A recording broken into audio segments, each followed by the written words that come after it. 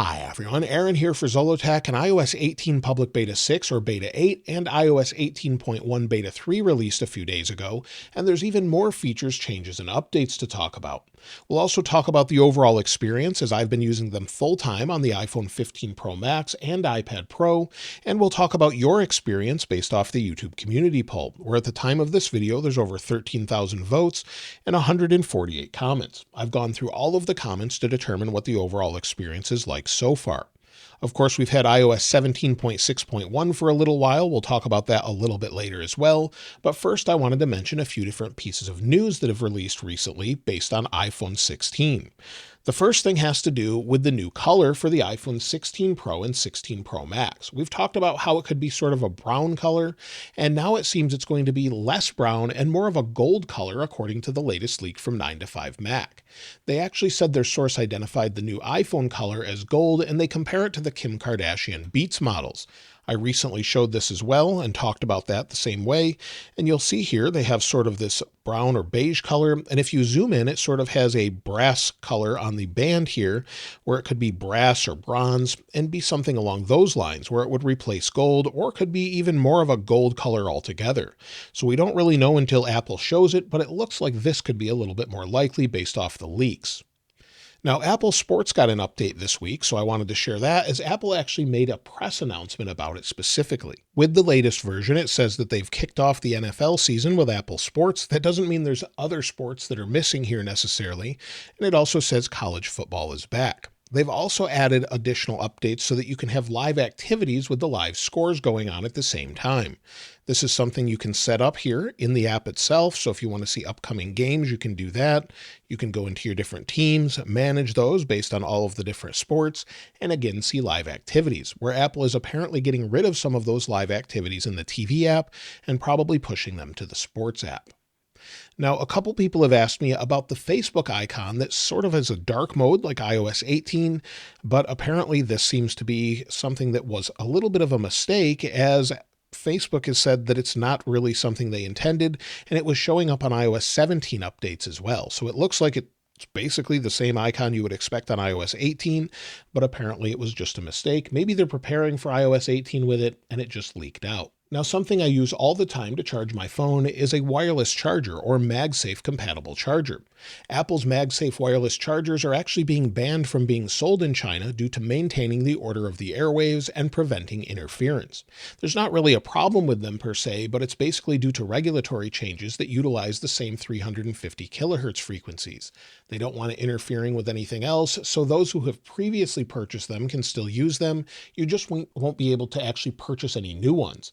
Maybe this is why Google removed Pixel from having Qi 2 compatibility, maybe due to regulatory changes or something else. We don't really know, but it looks like you won't be able to get those in China anymore. But we'll definitely have them in the United States, at least for some time, and around the world, as we don't have that issue with the 350 kilohertz frequencies. Now, many people are excited for Apple Intelligence, and I actually asked many of you based off the X poll I ran the other day. And you'll see here, I said, are you excited for Apple Intelligence and plan to use it? Or, yes, I can't wait, I'll try it. Or no AI for me. 46% of you are excited to try it out, 30% will actually try it, and about a quarter of the people that responded aren't really interested. It looks like we had 3,858 votes, so that's a pretty good vote, and I think that seems to be about right. I'm definitely looking forward to it, but so far it's not anything game-changing, but it's going to get better over time. Now, if you've been wanting to try Apple Intelligence and you have a supported device with an iPhone 15 Pro or 15 Pro Max or iPad or Mac that supports it, you can now do that this time around without setting the region of your device to the United States. Apple has actually changed the release notes for the update, where previously you'd actually have to set everything to the United States or US English. Now you just have to set your language to US English as well as Siri. Once you do that, you should be able to go in here, go into Apple Intelligence and try and enable it and test it out. You may have to wait a little bit, but you should be able to try this out. And you may have to sign out of your Apple ID once you change the region and sign back in. I've heard of some people having to do that, but it looks like it can work all around the world as long as you change those couple of things this time around. Now, iOS 18.1 Beta 3 actually has some new features, and when you're actually using Cleanup, that's a feature I showed before, there's a few different things we should go over as it has some different options that we didn't initially anticipate. If we go into Photos, and within Photos, if we go in here and we go to Edit, I showed this a little bit before where we can go to Cleanup, but now it will actually suggest different things. You'll see, give it a moment, now it suggests something. Before I thought you just had to sort of swipe over it, now you can just tap it and they disappear. If you want to select an object, you can just sort of circle it. So if we circle this, this probably won't work properly as it's sort of a very large object here. So sometimes that doesn't work. You can scrub over it to select it as well. Give it just a second, it highlights it, and then you can refine it if you want to. However, if we cancel this, let's go ahead and cancel, you'll see it's a little bit slow as well. So sometimes it just sort of locks up or takes a while to process in the background and the device gets hot, but let's give it a second here. We'll discard the changes. Then we'll go to the next one. Something else you can do is maybe circle myself here. We'll go in, edit, go to cleanup, give it a second, circle myself. Let's see if it removes me. We'll give it a second here, or we'll do it again. And it didn't work. So sometimes this is a little bit buggy, but now it selected me. You have to get closer to the object, and it did an okay job. It's not perfect, but one thing you can also do is if we zoom in, and I just highlight my face here, it will automatically pixelate or blur it. So these are some features we weren't aware of before that they've actually added with the cleanup tool. I think it's pretty great, and it seems to work really well. So it's going to get better over time. I showed this one before as well. If we go into cleanup, give it just a second. And if we highlight, you'll see it's suggesting a few things to get rid of. We'll see if it does a good job here. And it doesn't really do that great of a job. We'll try this one. You'll see it doesn't look great there. However, it will get rid of the iPhone pretty well. So if we just highlight it like that, give it a second here, it highlights, and then it sort of deletes. But sometimes it takes a moment. There it goes. In real time, that's showing you. So maybe the previous devices with the iPhone 15 with a different processor, maybe they don't truly have this processing power with a lack of RAM or something else. This phone gets really hot when processing this, and you can see it takes a little time. But I just wanted to share that as that's some of the new features and ways you can use that cleanup tool as well. Now, I also showed you a new feature with the animations in music. So if we go in here to the library, tap on something, it opens up and sort of comes from the album you're tapping on. If we go into it, it expands from that. If we go into the library again and go to our playlists, it also expands from any playlists you've created.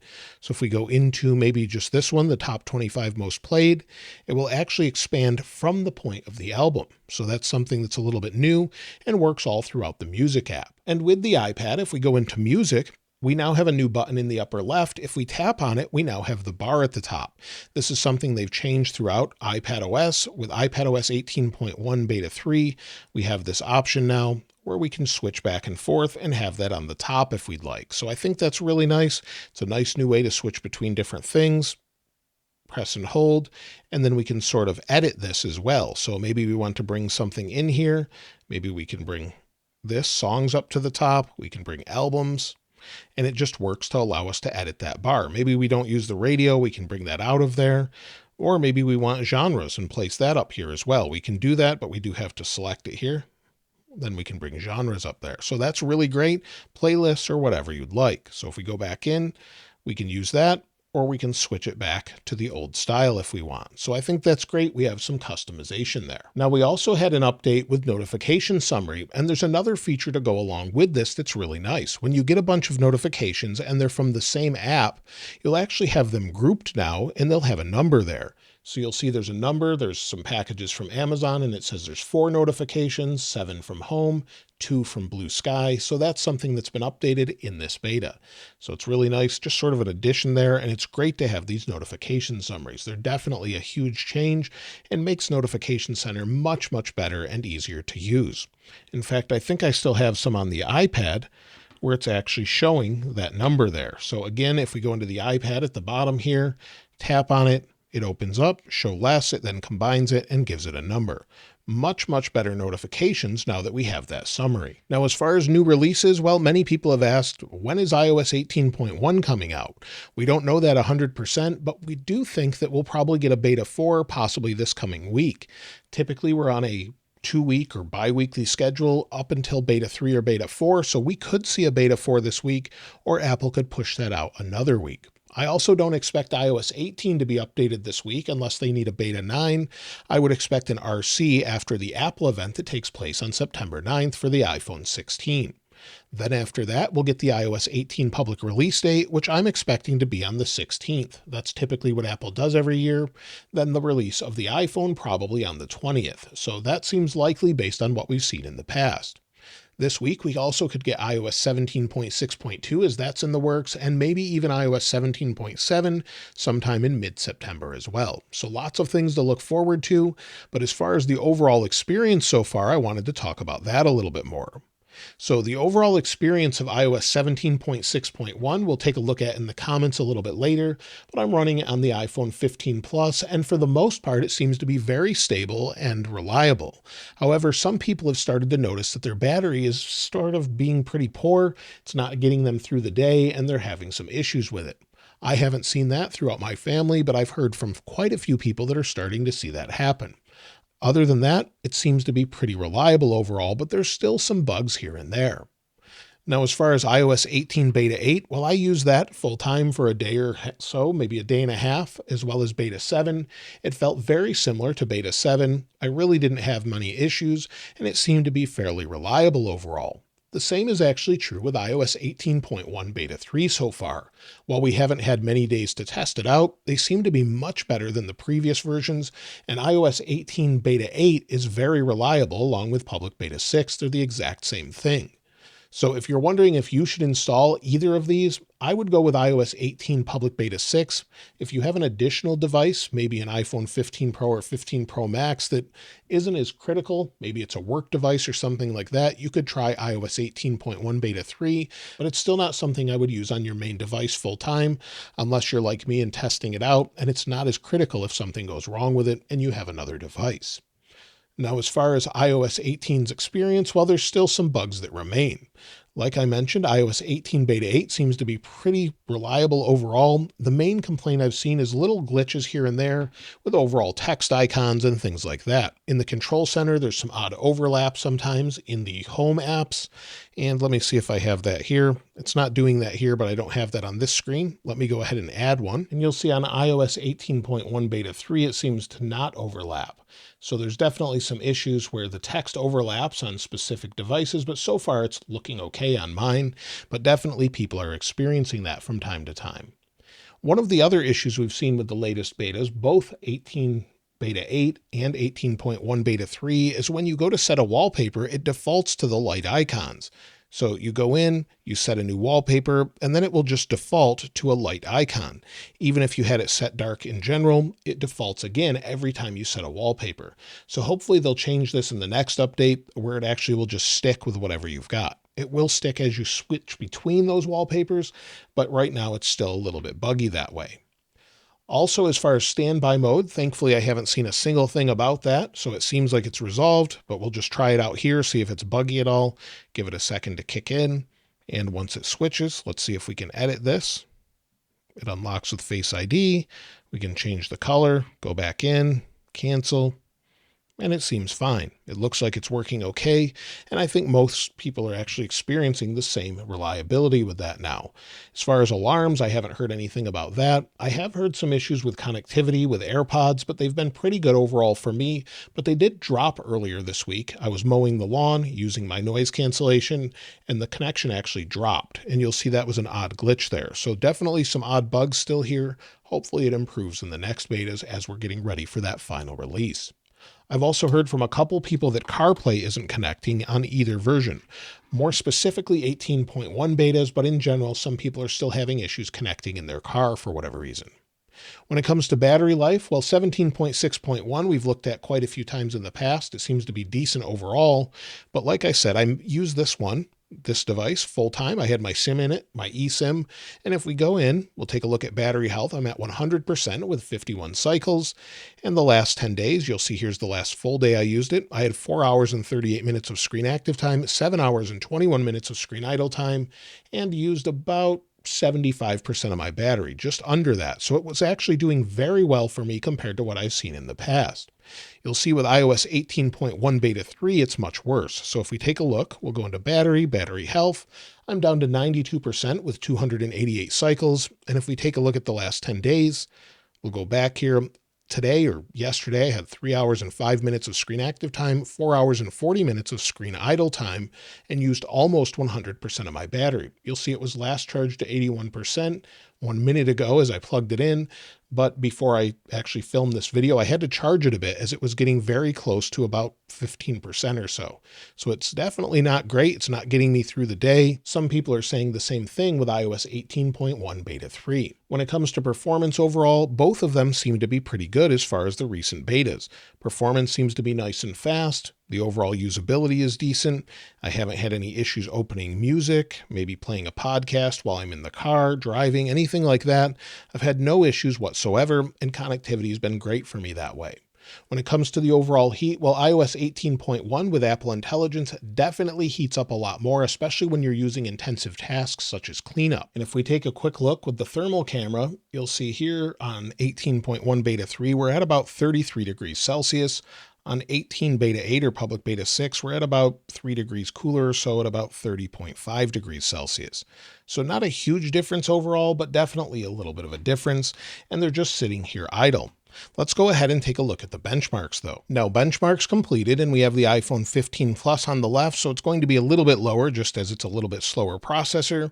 Then we have iOS 18 beta 8 in the middle, which is doing better than I've seen before with a multi-core score of 7,071, and then iOS 18.1 beta 3 on the right. It's okay. It's not great compared to the previous ones, but it's getting much better, and I think it will get right up to speed once we get closer to the final release. Now let's take a look at some of your comments and see what you had to say. AlecTech7436 said, iOS 17.6.1 battery is terrific on my iPhone 13 Pro and iPad Pro M1.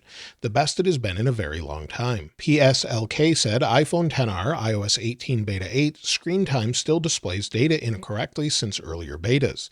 It shows that I'm using iPhone more than 2 hours per hour. Pittsburgh08 said, iOS 18 public beta 6 running great on my 6-year-old iPhone XS. Surprised that Apple continued support for the device. OT Tips said, using iOS 18.1 beta 3 on my 15 Pro Max and the cleanup feature is nice.